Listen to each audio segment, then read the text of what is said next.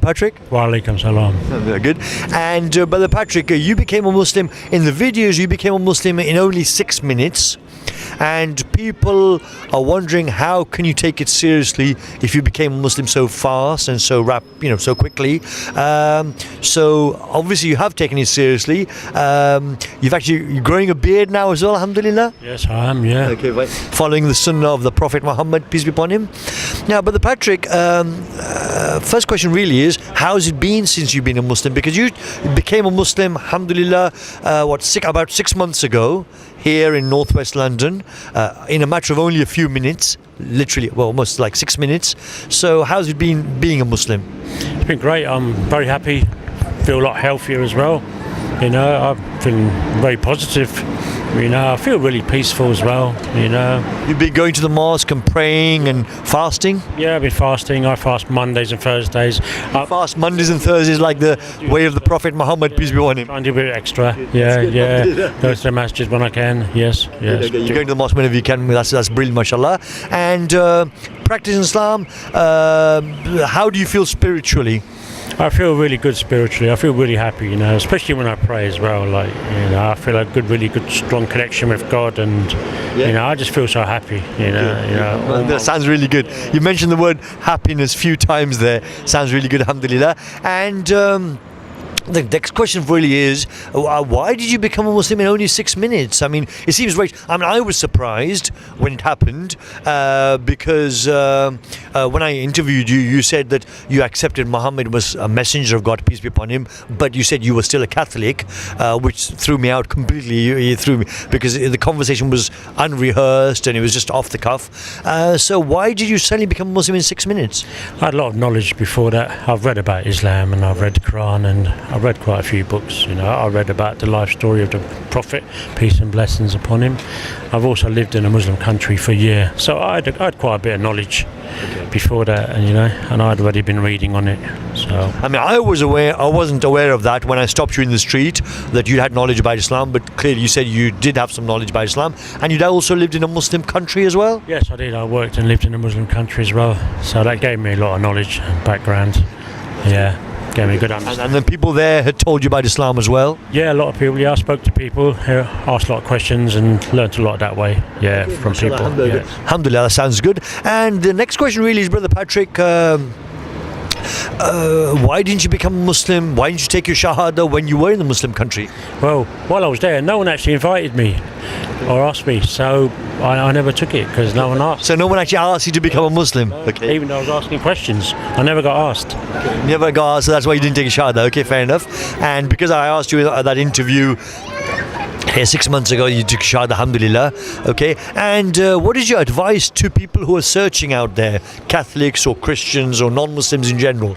I think really they need to read the Quran, read some books, you know, do their own research and don't rely on rumours and what you read in papers and media. You know, just do your own research, find out for yourself. I mean, there's loads of information, good information as well, you know, where you learn from about this beautiful religion, you know. It's nothing like what's in the media. You'll learn if you do your own research before you make your mind up, you know. So don't listen to the media, but do your own research, read the Quran. And what will they find when they read the Quran? I think when they read the Quran, they'll find that it's a message from God. They're the words of God. And once you start reading that, you'll have a connection with God, you know. And straight away you'll feel different just from the fact that you're reading God's words, you know. And then all you've got to do is ask for guidance. That's all you've got to do. So it's about reading the Quran and asking guidance. When you read the Quran yourself, how do you feel about it? I just feel really happy, you know. I mean, I can't wait for time to read it. I read it I got it on my phone. I read it at lunchtime. I read it when I come home. I just read it all the time. I go back reading stories I've read before. You know, I just love reading the stories, and it's just. Scholars say that reading the Quran is like communicating with Allah, because the message in the Quran is like Allah speaking with us. So that's the answer. Okay, then so we get guidance, inshallah. Yeah, it's just like God's words, God speaking to you when you're reading the book, you know. It's just amazing. Right. You're here giving in dawah to other people, inviting them to Islam, alhamdulillah, and you've been doing that for a few months now. Yeah. And so what is your message to the Muslims that are watching this and Muslims in general? I think everyone needs to do dawah, really, you know. We all should, and there's different ways of doing dawah. Some people probably don't feel comfortable approaching people, you know, as well. So you can give dawah by the way you present yourself, you know, like present yourself as an ambassador. Even the way you walk along the road, you know, everything, your mannerisms, you know, everything you do, like, you know, you can give dawah that way. You don't have to just go up to walk up to people.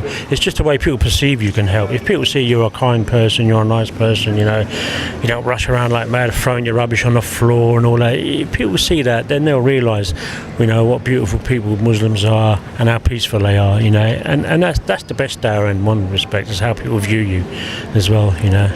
So you're saying to Muslims that we should all be giving dawah, inshallah, not necessarily in the street by giving out leaflets, but giving dawah by our personalities, our characters, our presentation, our good behaviour and our character. That's what you're saying. Alhamdulillah, we should do that. Alhamdulillah. That sounds like good advice. Alhamdulillah.